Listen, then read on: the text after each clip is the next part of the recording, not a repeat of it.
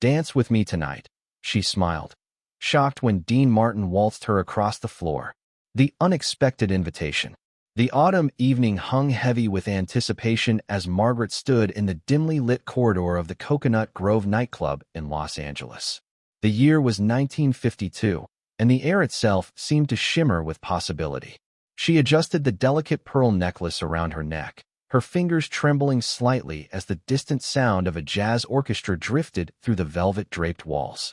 Her emerald green gown, carefully selected for this evening, caught the golden light filtering through the ornate doorway, and she took a deep breath to steady her nerves.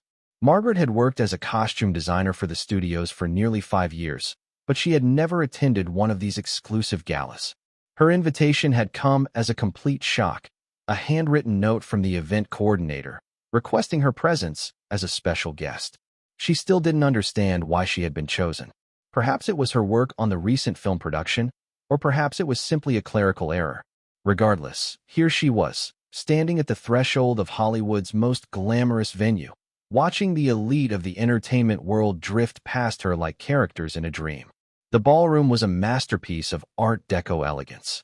Crystal chandeliers cast prismatic light across the polished dance floor, and the orchestra occupied a raised platform adorned with golden filigree. Round tables draped in white silk were scattered throughout the space, each one crowned with elaborate floral arrangements of white roses and baby's breath. The women wore gowns that represented the finest craftsmanship of the era, silks, satins, and taffetas in jewel tones and pastels, each one a work of wearable art. The men, impeccably dressed in tailored tuxedos, moved with the confidence of those accustomed to such surroundings. Margaret felt distinctly out of place. While her gown was beautiful, it was one she had designed herself, sewn late into the nights after her studio work was complete. It lacked the polish of haute couture, the subtle markers of wealth and status that adorned the other guests. She clutched her small beaded purse and made her way toward the edge of the ballroom, hoping to find a quiet corner where she could observe the evening unfold without drawing attention to herself. As she navigated through the crowd, she caught fragments of conversation, gossip about upcoming film projects, whispered comments about various starlets, and the kind of industry talk that formed the lifeblood of Hollywood society. A waiter passed by with a tray of champagne, and Margaret accepted a glass, grateful for something to do with her hands. She sipped the bubbling liquid, noting its crisp, sophisticated taste, so different from the modest wine she occasionally enjoyed at home. The orchestra began a new piece, a lively rendition of a popular swing number, and the dance floor began to fill. Margaret watched as couples moved together with practiced grace, their movements synchronized to the rhythm of the music. There was something almost hypnotic about watching them dance. The way the women's gowns swirled around them, the confident posture of their partners, the evident joy in their expressions.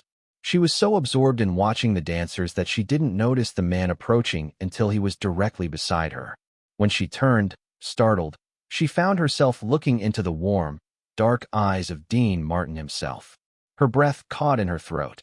Dean Martin, the singer, the actor, the man whose voice had captivated audiences across the nation.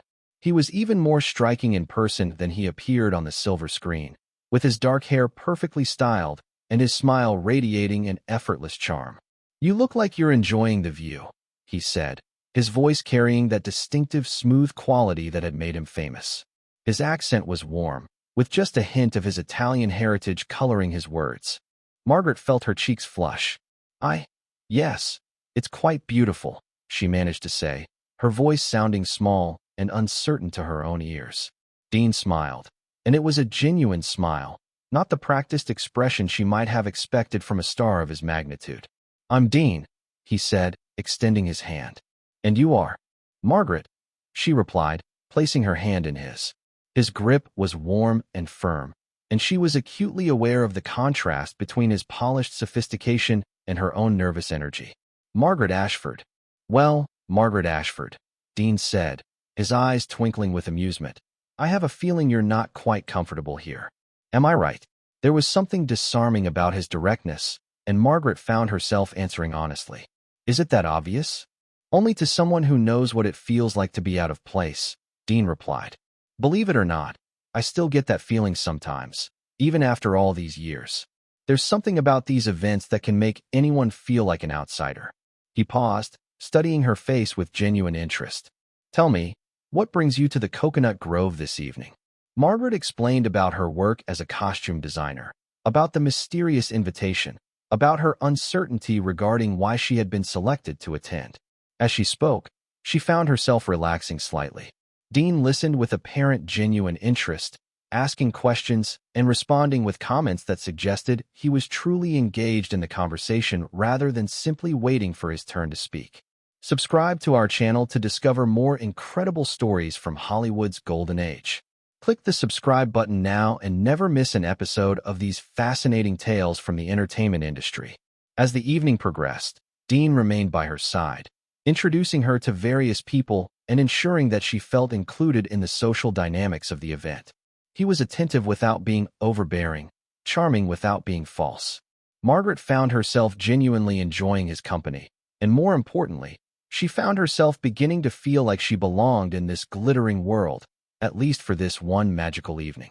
As the orchestra transitioned into a slower, more romantic piece, Dean turned to Margaret with an expression of playful determination. "Dance with me tonight," he said, his voice carrying a note of gentle insistence. "I have a feeling you've been waiting all evening for someone to ask." Margaret's heart began to race. I'm not sure I'm a very good dancer," she protested, even as she found herself drawn toward the dance floor. "Neither am I," Dean replied with a wink, "but I have a feeling we'll manage just fine together." Before she could voice any further objections, he had taken her hand and led her onto the polished dance floor.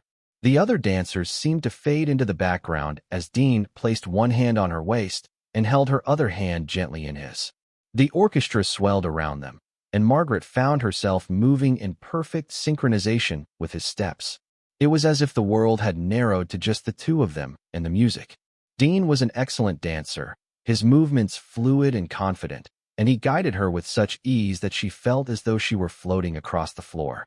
The other guests seemed to notice. Margaret caught glimpses of people watching them, their expressions ranging from curiosity to admiration.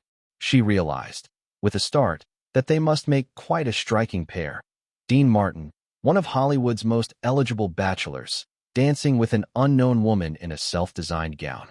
"You're doing wonderfully," Dean murmured, his voice close to her ear. "I told you we'd manage just fine." Margaret looked up at him, and in that moment, something shifted between them. It wasn't quite romance, at least, not in the conventional sense, but rather a recognition of something genuine beneath the glittering surface of the evening. Here was a man who, despite his fame and status, seemed genuinely interested in her as a person. And here was a woman who, despite her humble origins and self-doubt, possessed a quiet grace and authenticity that clearly appealed to him. The dance continued, and Margaret lost herself in the moment. The music seemed to carry them along, and she found herself smiling, a real, unguarded smile that came from somewhere deep within her. Dean smiled back, and there was something almost tender in his expression. When the music finally ended, Dean led her back to the edge of the ballroom, but he didn't release her hand. Instead, he held it gently, as though reluctant to break the connection that had formed between them. "Thank you," Margaret said softly. I don't have words for what that was." "Neither do I," Dean admitted. "But I know I don't want the evening to end just yet. Would you like to get some air? There's a beautiful terrace overlooking the gardens. Leave a comment below and tell us. What would you do if you found yourself in Margaret's position? Share your thoughts about this magical moment."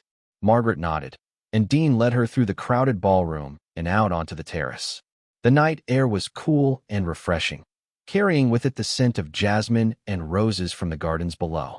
The city lights of Los Angeles spread out before them like a carpet of stars, and for a moment, they stood in comfortable silence, simply taking in the beauty of the scene. "You know," Dean said after a while, "I come to these events all the time, and they're usually quite tedious. Everyone wants something from you. They want to talk about your latest picture, or they want to introduce you to someone they think you should know, or they want to be seen with you so they can tell their friends about it. But tonight," he paused, turning to look at her. "Tonight feels different." "Different how?" Margaret asked, though she thought she already knew the answer. "Because you don't want anything from me," Dean said simply.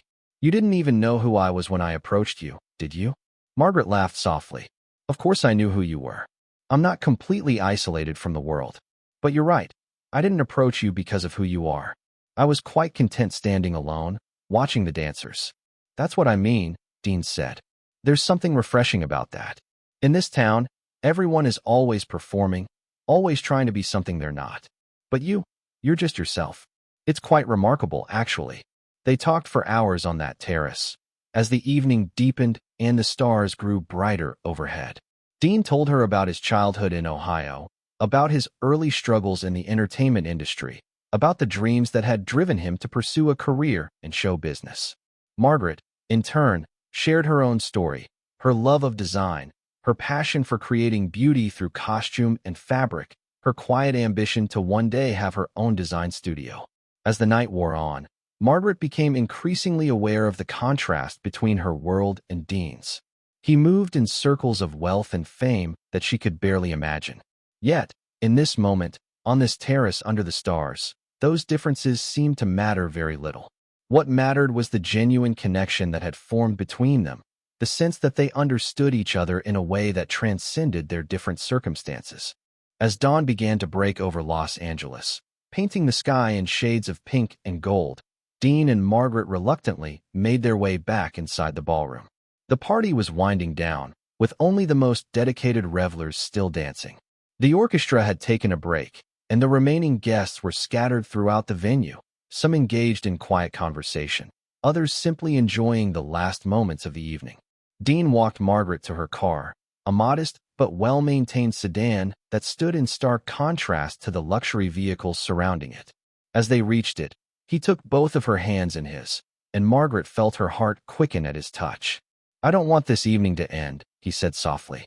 "I know this is probably quite sudden, and I know that my life is complicated. But I would very much like to see you again, Margaret. Would you be willing to give me that chance?" Margaret wanted to say yes immediately, but a part of her hesitated. She was acutely aware of the differences between them, of the challenges that any relationship between them would face. Dean was a star, accustomed to a lifestyle of glamour and excess. She was a working woman, content with her modest apartment and her quiet life. How could such different worlds possibly intersect in any meaningful way? "I don't know," she said honestly. "Your life is so different from mine. I'm not sure I would fit into your world." "Then perhaps I could fit into yours," Dean replied. "At least for a little while. I'm tired of my world, Margaret. I'm tired of the pretense, the constant performance. What I felt tonight, dancing with you, talking with you, that was real.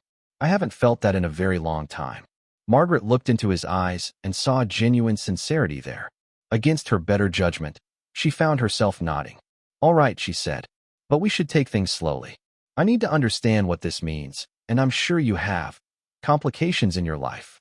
Dean smiled, and it was a smile of genuine relief and happiness. "Slowly is perfect," he agreed. "I'll call you tomorrow. What's your number?" Margaret gave him her number, and he repeated it back to her, committing it to memory. Then, to her surprise, he leaned down and kissed her gently on the forehead, a gesture that was tender and respectful rather than passionate or presumptuous. Over the following weeks, Dean and Margaret began to spend time together. He would call her at her apartment, and they would arrange to meet at quiet restaurants or take drives through the Hollywood Hills. Dean was careful to keep their relationship private, aware of the scrutiny that the press would subject them to if word got out that he was seeing someone outside of the usual Hollywood circles. But as their relationship deepened, the reality of Dean's world began to intrude upon their private moments. There were the constant demands on his time, film shoots, recording sessions, radio appearances, and social obligations that he couldn't avoid. There were the other women who seemed to always be hovering around him, actresses and socialites who made it clear that they would be more than happy to take Margaret's place. And there were the whispers and rumors that began to circulate through the Hollywood gossip mill, despite Dean's efforts to keep their relationship quiet.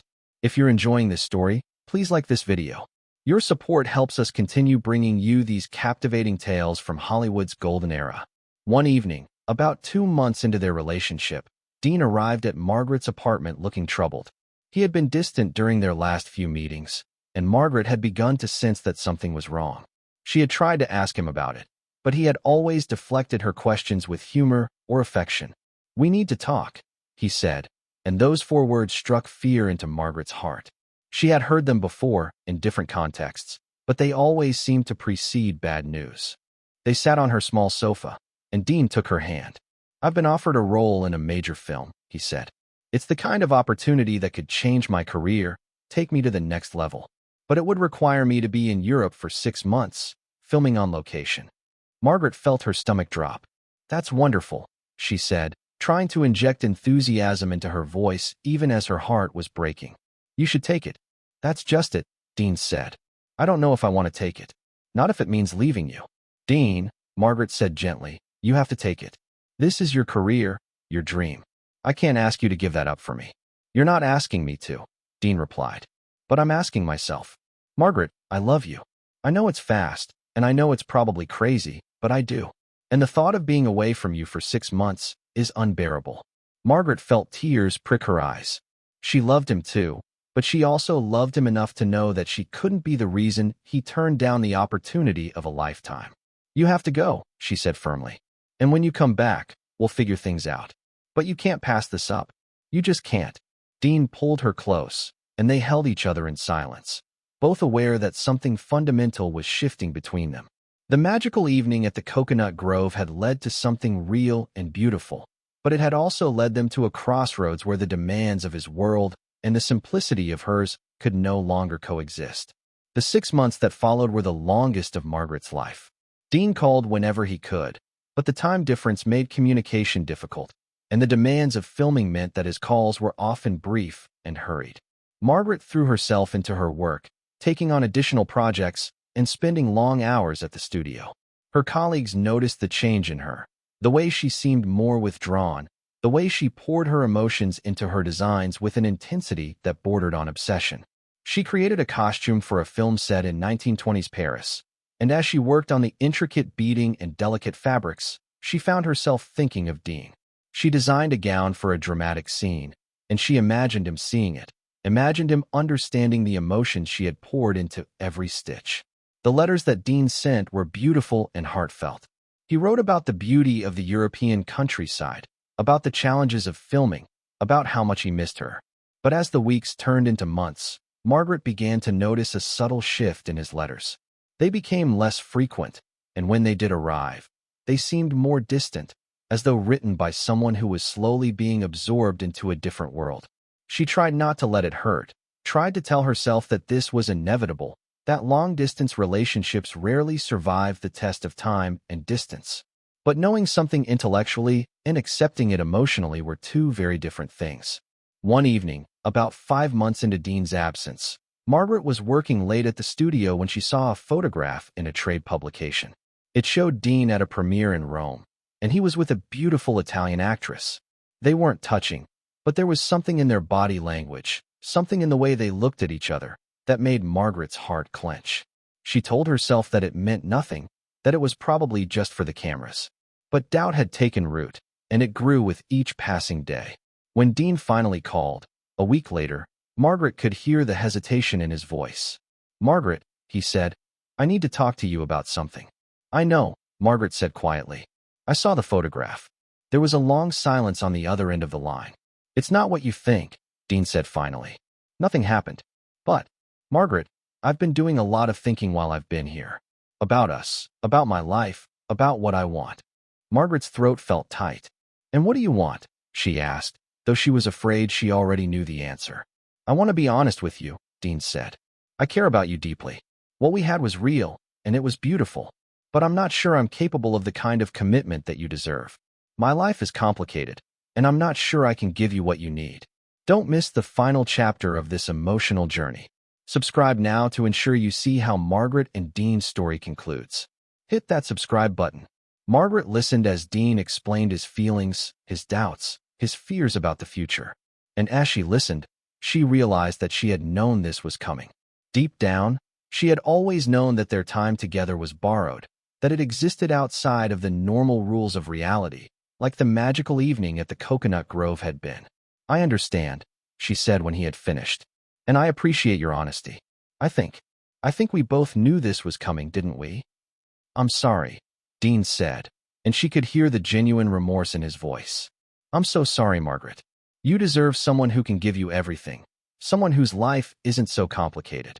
You gave me something wonderful, Margaret said, and she was surprised to find that she meant it. You gave me a night I'll never forget, and you gave me the courage to believe in myself.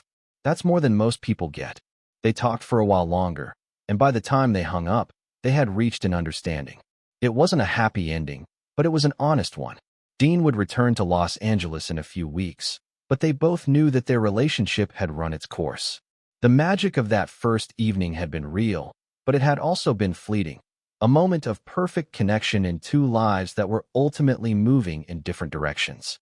3 years later, Margaret stood in her own design studio, a small but elegant space in downtown Los Angeles. The walls were lined with sketches and fabric samples, and a large work table dominated the center of the room. She had finally achieved her dream. She had her own business, and it was beginning to gain recognition in the industry. She had seen Dean a few times over the years, always in professional contexts.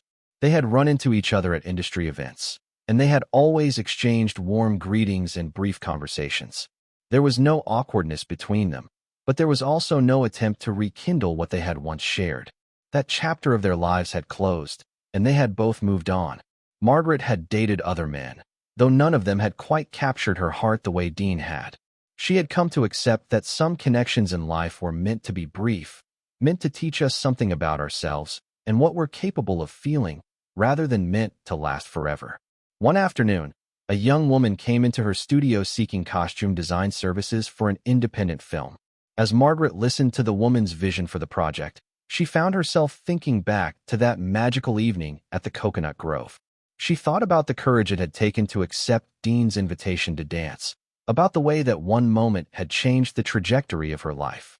That evening had taught her something invaluable, that she was worthy of being seen, of being valued, of being loved by someone as remarkable as Dean Martin.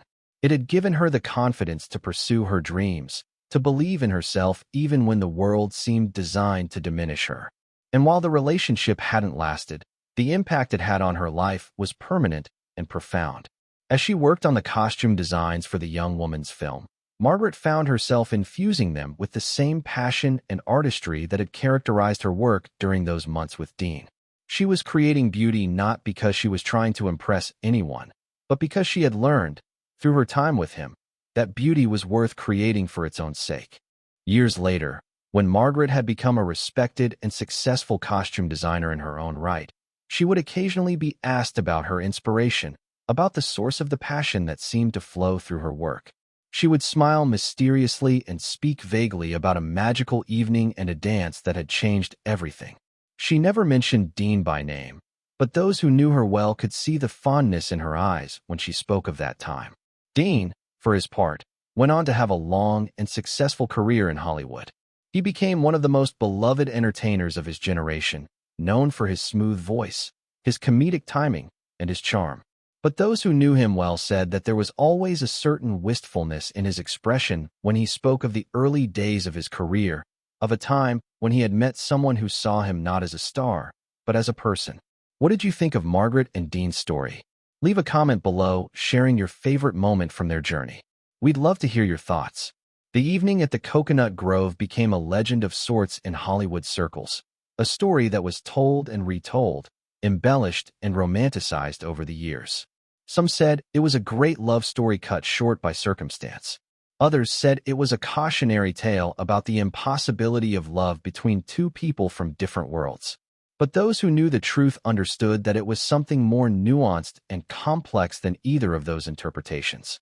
It was a story about two people who found each other at exactly the right moment in their lives, who shared something genuine and beautiful, and who had the wisdom and grace to let each other go when the time came. It was a story about how a single evening, a single dance, a single moment of connection could change the course of a life.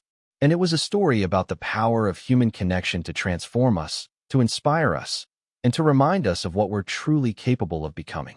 Margaret lived a full and rich life, surrounded by beauty and creativity. She never married, but she never felt that her life was incomplete because of it. She had loved deeply, and that love had shaped her into the woman she became. And every time she created a beautiful costume, every time she saw her designs come to life on the screen, she thought of that magical evening and the man who had taught her to believe in herself. And so the story of Margaret and Dean became more than just a romance. It became a testament to the transformative power of a single moment, a single dance, a single smile that said, "Dance with me tonight." In that moment, two lives intersected, and both were forever changed. And while their paths eventually diverged, the impact of that intersection remained, a shimmering reminder that magic, however brief, is always worth experiencing.